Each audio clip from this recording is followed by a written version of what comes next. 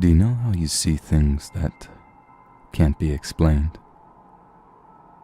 Out here on the Navajo reservation, it's no different. Nearly everyone knows about supernatural things here. We deal with it all the time, since the Navajos are spiritual and know of both the good and bad sides of it. My mother recalls some of the strange things that happened to her as a child, growing up in Twin Lakes. As children, my mother and her sisters were often left alone for long periods of time at the hogan where they lived. They would be visited by strange creatures, monsters, that would lurk around outside at night, banging on the walls or attempting to chase them and carry them away. One of these experiences is incredibly bizarre, as my mother remembers it in detail. One day, my mother and her younger sister, Alberta, were alone at the hogan. For those who don't know, a hogan is a circular dwelling with a stove set in the middle of the room. Who knows where everyone went? Everyone, including the remainder of her sisters, were gone. Suddenly, the dog started barking horribly and snarling at something that was outside. My mother quickly ran inside the hogan and screamed as a tall, hulky, beastly thing came through the door after her. It chased her hideously around the stove in the middle of the room. My mom recalls the thing as tall, covered in thick, black hair, and moving clumsily. She compares it to a ape creature or ape man, though who knows exactly what it was. She ducked under a bed that was against the wall and found her sister hiding back there already. As they hid under the bed, the thing grabbed Alberta's leg and tried to yank her out from under the bed. He, or it, was very strong, and she was nearly dragged away, but the two girls clung to each other and hung on for dear life as the thing tugged at her leg. When that didn't work, the beast attempted to pull the bed away from the wall, and even pulled off the mattress where they saw a clear view of him fumbling around. The two were screaming in dead fear, and my mom says there that she doesn't remember what happened for a few minutes after that, a missing piece in the puzzle. She tells about the event that followed. Things had suddenly quieted down, and my mother sat in the crevice between the door and the wall. She sat with her eyes squeezed shut, and when she opened them, she found a dark, hairy face staring at her between the slats in the boards of the door. My mother then thinks she fainted in fright. This is only one account of a strange creature sighting she had along with her sisters. To this day, she still doesn't know what or who they were or where they came from, but she thinks they were skinwalkers, or people who walk around in animal skins doing witchcraft. Many people here know of the skinwalker issue, and it's a common one to seek out help from a medicine man. The problem is, what kind of animal was that one imitating? It couldn't have been Sasquatch. Or could it?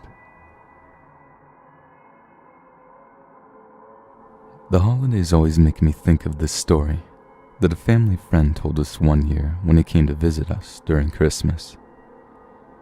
He was a colleague of my father's and used to teach physics at Penn State.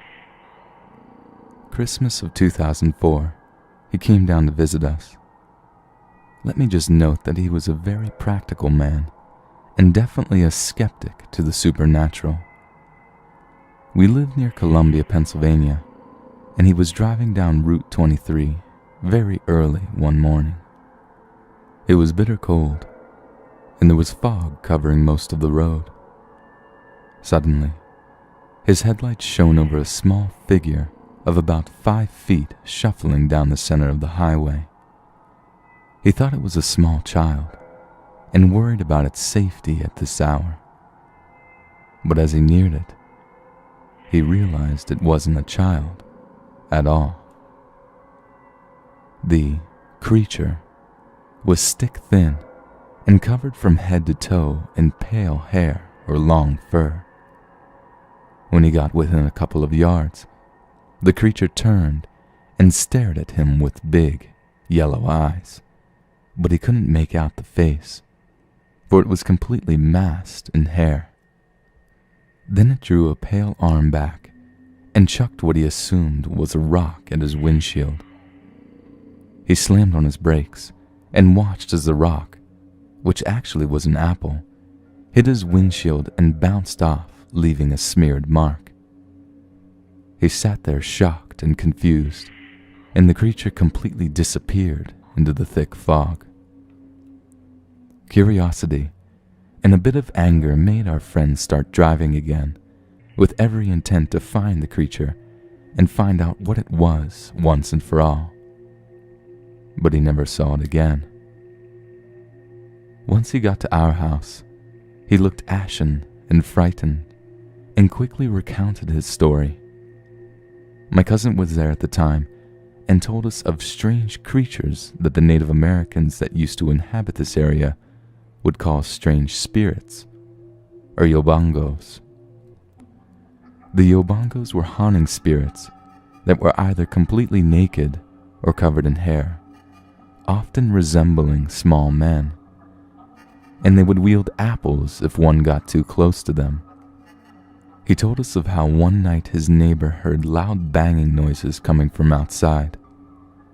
The neighbor and his wife went outside to see what it was and found dozens of smashed apples scattered outside their door, as if someone had purposely thrown them there, but nobody was around.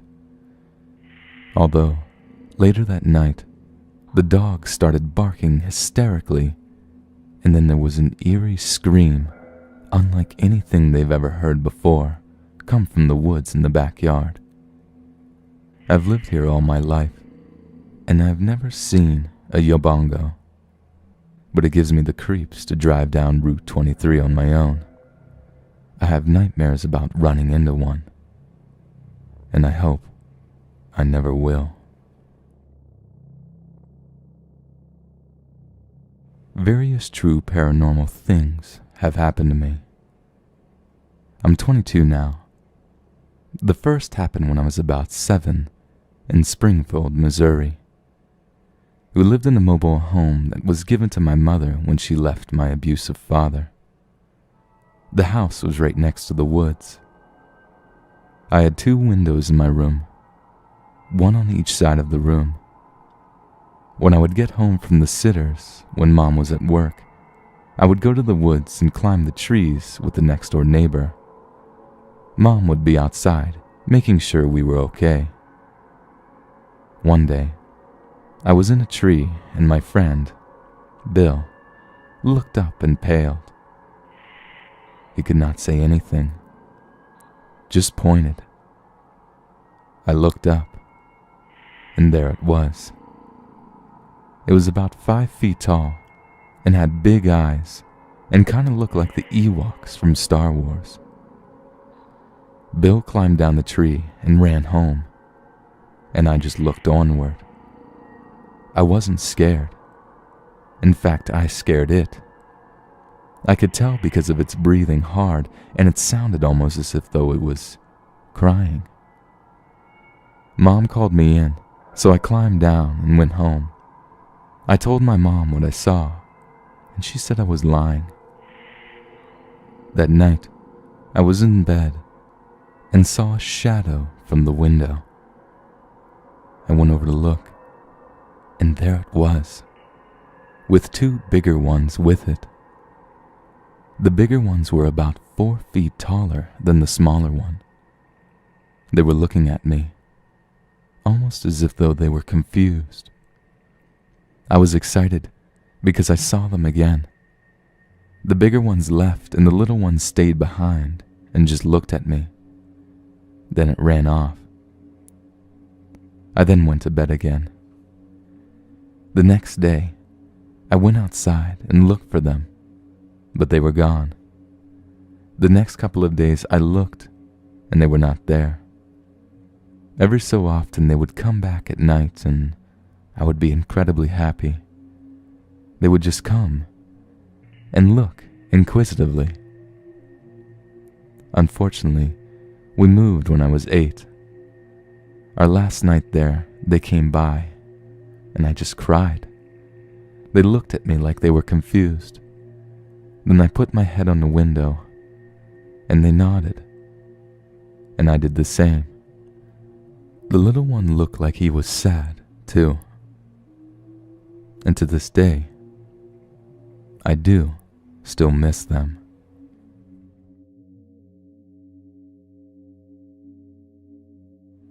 One late afternoon in early August of 2009, I decided I wanted to go for a walk to enjoy the countryside of Vinton, Iowa. I grabbed my MP3 player, headphones, and a bottle of water. I left the house around 7:15 p.m. and made my way to 58th Street. Now, 58th Street is mostly pavement, but about halfway down it turns into gravel.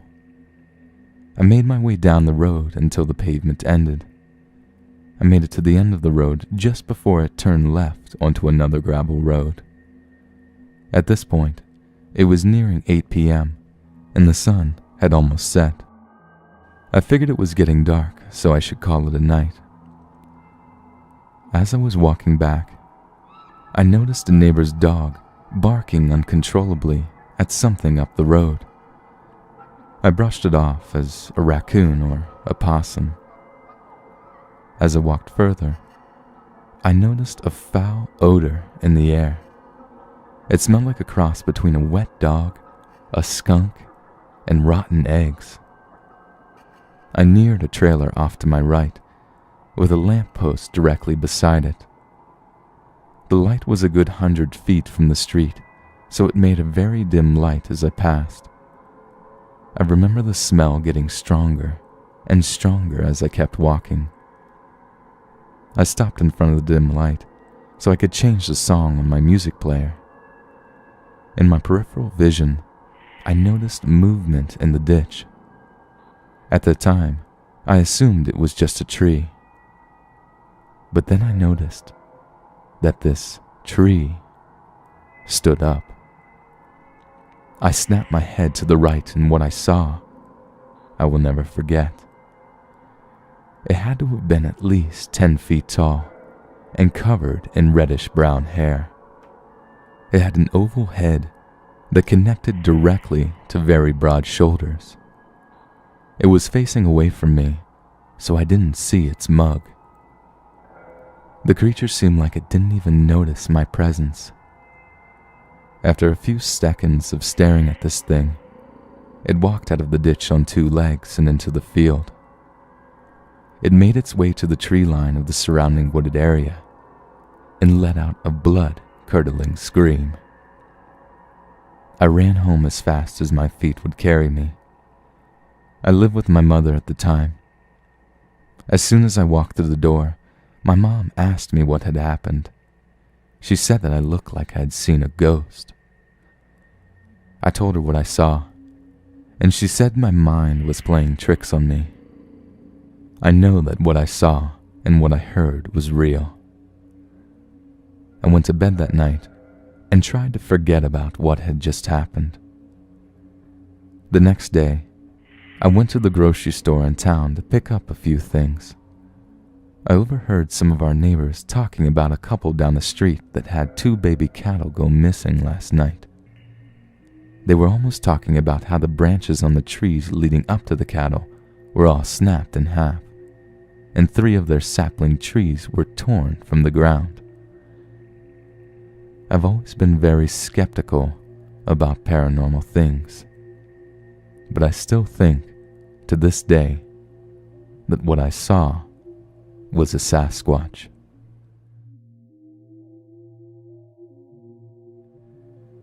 This story was documented by my sister.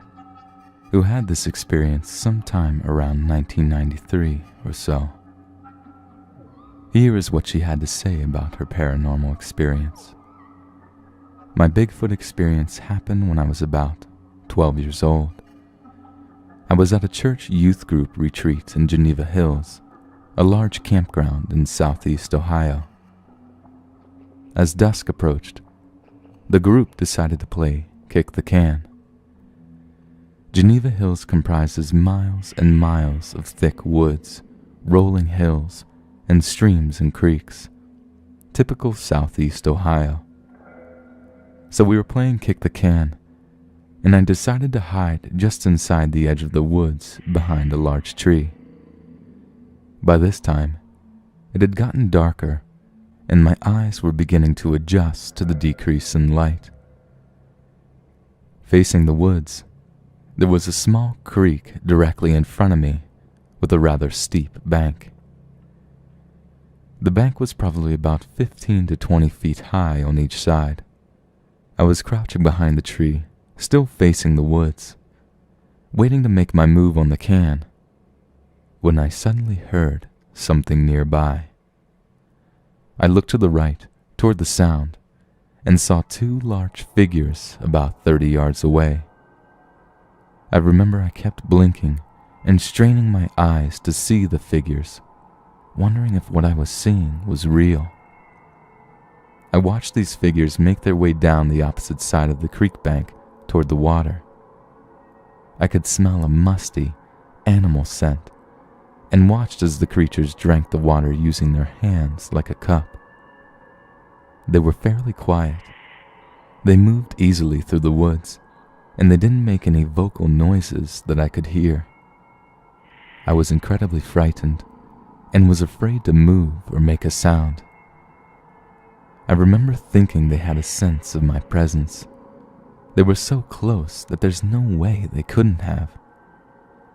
They had to be at least 6 feet tall, with dark-colored, brownish-black, I'd say, thick coat of fur. I don't remember how long they were at the water's edge drinking, but it was likely only a few minutes. They then made their way back up the bank and into the woods. As I felt they were far enough away that they wouldn't hear me, I bolted out of the woods towards the cabin. My sister found me and immediately knew something had happened. She said I looked pale and scared, and I remember telling her a little bit about what I saw. I made her promise not to tell anyone else in our church group about it, because I was afraid they wouldn't believe me. It's even hard for me to talk about it now, because I still feel like people will think I'm crazy, or will say I was just seeing things. It was the most frightening feeling I've ever felt up to that point in my life. It's always been difficult to recount frightening memories like this. It's almost painful.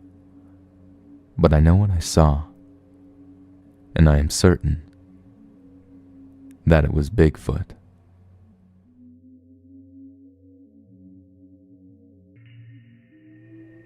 Back in the late 1970s, my parents purchased an old farmhouse that was built in 1880 in a town called South Courtright, New York. The house sat on 7 acres of a beautiful valley in the middle of the Adirondack Mountains. The farmhouse was in disrepair when they purchased it, but over the years, they fixed it up into a very comfortable weekend and summer retreat from the urban bustle of the New York City area where we lived. The trip took 3.5 to 4 hours every Friday night, but my sister and I didn't mind it at all. One night, after we arrived at approximately 9 at night, my sister and I sat at the kitchen table eating sandwiches for dinner while my parents had cocktails in the front living room. The kitchen was at the rear of the house, and the windows faced a drop-off in the property which ran down to a clear running stream. As I was eating my dinner, I was gazing out the window. It was a dark, overcast and moonless October night. As I turned my head from facing my sister, I looked out the window which was 12 feet from where I was sitting. And there, illuminated from the light spilling out of the kitchen, was a huge, ape-like face staring back at me. It had a broad, wide face with no discernible neck and shoulders that spread out beyond the 4-foot-wide window. The brow of the creature was heavy, and I don't recall any expression on the creature's face. It was clearly and most obviously a Sasquatch. But what was different from any description that I had heard before about a Bigfoot was that the hair of this creature was more orange-like and not brown or black. At this point I yelled and motioned to the window, and my sister turned and saw the creature as well. We both yelled for my parents, but when they got there, the creature was gone. My father and I took flashlights and went outside to look for it, but the ground was too hard due to a cold autumn that year. What we did realize, however, was that the creature would have been over 9 feet tall for its face to be visible through the window at the kitchen, since the basement level was exposed at that part of the house, as the farmhouse was built into a hill. My parents never believed my sister and I, especially since the color of the beast was orange. But about 2 weeks later, we read a local paper in which a farmer said he spotted a big hairy creature breaking into his henhouse and stealing chickens. The color of the creature's hair, orange.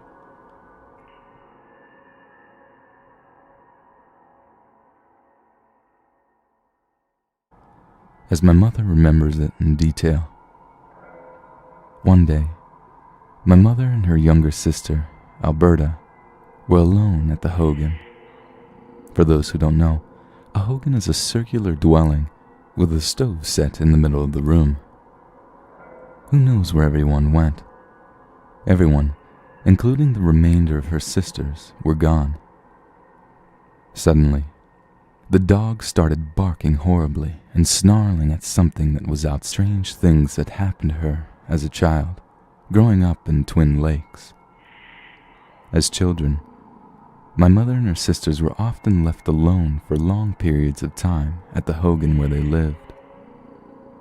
They would be visited by strange creatures, monsters, that would lurk around outside at night, banging on the walls or attempting to chase them and carry them away.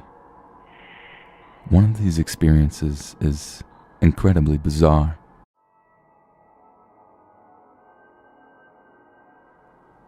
Do you know how you see things that can't be explained? Out here on the Navajo reservation, it's no different. Nearly everyone knows about supernatural things here. We deal with it all the time, since the Navajos are spiritual and know of both the good and bad sides of it. My mother recalls some of the though who knows exactly what it was. She ducked under a bed that was against the wall and found her sister hiding back there already. As they hid under the bed, the thing grabbed Alberta's leg and tried to yank her out from under the bed. He, or it, was very strong, and she was nearly dragged away, but the two girls clung to each other and hung on for dear life as the thing tugged at her leg side.